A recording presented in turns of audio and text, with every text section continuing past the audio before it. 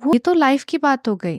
तो अगर इतनी छोटी से छोटी चीज़ों को लेके लड़कियां कंपैरिजन कर रही हैं तो वो तो फिर भी रिलेशनशिप का मामला है, तो ये वहां तो आएगा ही आएगा। तो चाहे कितना ही मना किया जाए, बट ये सच है, वो कंपैरिजन कहीं ना कहीं होता है। कार्तिक, एक बात हमेशा याद रखना, रिश्ते में ना एक आदमी उम्मीद करता है औरत से कि उसको प्यार मिले, एक औरत उम्मीद करती है आदमी से कि उसकी जरूरतें पूरी हो। बस इतना सा फर्क है। ओके। तो जब एक रिश्ता खत्म होता है, टूटता है किसी भी रीजन से, उसके बाद ना एक बहुत वॉइड आ जाता है लाइफ में, एक बहुत ही अलग सा जोन आता है डिप्रेशन का, टेंशन का। मैक्सिमम लोग ना लिखने में अच्छे नहीं होते, तो वो कहीं ना कहीं दूसरे पोएट, दूसरे कवियों के शब्दों में ना अपना वो दर्द महसूस करते हैं, बिल्कुल। रिलेट कर पाते हैं। पता है कार्तिक, खालीपन रिश्ते में आता है अगर आपने वो रिश्ता ना बहुत सच्चे दिल से निभाया हो। अगर आप रिश्ते में हो तो आपको वो खोखलापन महसूस होगा कि मैंने क्या खोया है।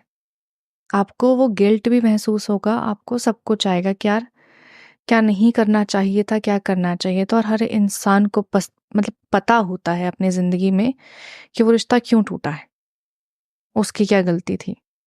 कार्तिक, मेरा नहीं है लेकिन नसीर साहब का एक शेर है कि मिलने की तरह वो मुझसे पल भर नहीं मिलता, दिल उससे मिला जिससे मुकद्दर नहीं मिलता। खालीपन रहेगा क्योंकि आपकी तकदीर में शायद वो साथ लिखा ही नहीं था, या फिर जो इंसान आपके साथ था वो साथ रहना नहीं चाहता था। ये सब तकदीर और वक्त का खेल है। जैसे अब बहुत ज्यादा ब्रेकअप्स वगैरह हो रहे हैं, और सिर्फ ब्रेकअप नहीं, शादी के बाद भी बहुत ज्यादा सेपरेशन रेट है जो काफी बढ़ यस। गया है। तो इसमें ना, मतलब एक इंसान कैसे परखे? अब जो देखो लव रिलेशनशिप में है, जिनकी let us suppose love marriage या कुछ ऐसा है, तो वो तो काफी कुछ जानते हैं एक दूसरे के बारे में, और एक बहुत कॉन्शियस डिसीजन होता है आपका। उसके बाद भी अगर आपके साथ कुछ हो रहा है तो शायद आपने अच्छे से नहीं देखा। बट अरेंज मैरिज में लोग बहुत घबराने लगे हैं, क्योंकि एक अनजान इंसान होता है, और उस 10 मिनट की मीटिंग में, उस आधे घंटे की एक मीटिंग में सब अपने बेस्ट पे होते हैं, है ना, कि बहुत सॉफ्ट स्पोकन भी होंगे और यस। सारी चीजें होंगी। तो ऐसे में एक लड़का एक लड़की को कैसे परखे, या एक लड़की एक लड़के को कैसे परखे?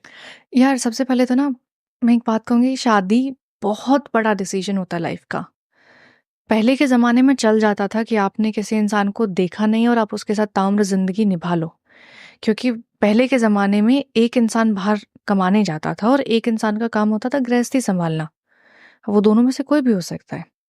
जैसे आप अगर महाराष्ट्र साइड में जाओगे तो वहाँ पे औरतें बाहर जाती हैं मच्छियाँ बेचने के लिए, आदमी बाहर जाते हैं मच्छी पकड़ने के लिए। तो काम बटा हुआ है, बोथ आर वर्किंग, लेकिन उन्होंने अपने घर का काम भी बांटा हुआ है। अगर आप हमारे यहाँ पे जहाँ पे एग्रीकल्चर बहुत ज़्यादा है वहाँ पे देखें तो औरतें जो थी वो घर संभालती थी, आदमी बाहर खेती करता था। लेकिन अगर वो खेती कर रहा है तो औरतों ने घर में जानवर भी पाले हुए हैं, गाय भैंस भी पाली हुई है, तो वो भी वो काम करें, मतलब डेयरी का भी वो काम कर रहे हैं, उनको खिलाना पिलाना सब काम कर रहे हैं। तो पहले चल जाता था कि आपने किसी इंसान को देखा नहीं, जाना नहीं, पहचाना नहीं और आप उसके साथ शादी जैसे बंधन में बंध गए हो। लेकिन आज का ज़माना बहुत अलग है। आपको देखना पड़ेगा कि आप उनसे इंसान के साथ अपनी पूरी ज़िंदगी, आप अपना बुढ़ापा जी सकते हो या नहीं जी सकते हो। क्योंकि दुनिया में इतनी टेंशन है यार, दुनिया आपको बैठी हुई है डिमोटिवेट करने के लिए, आपको कंपटीशन में लाने के लिए, आपको नीचा दिखाने के लिए। और अगर उस टेंशन में जहाँ पे दुनिया आपको लगी पड़ी है एक रेस में हराने के लिए, अगर घर में कंपटीशन और रेस लग जाती है ना, तो बहुत बुरा होता है।